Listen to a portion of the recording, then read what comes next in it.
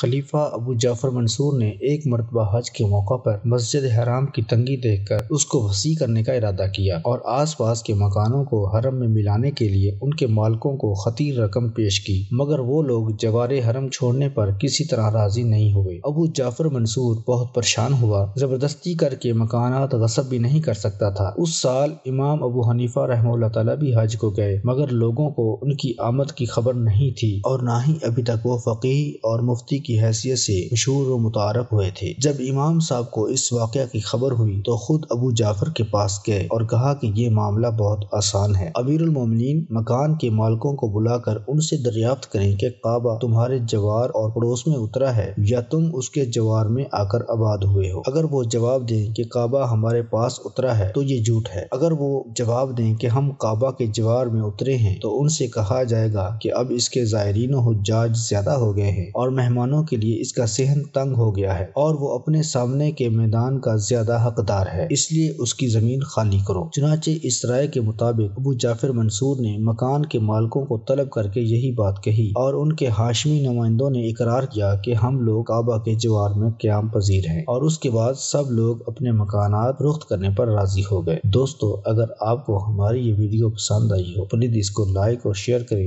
اور ہمارے چینل عطا اردو وائس کو ضرور سبسکرائب کریں۔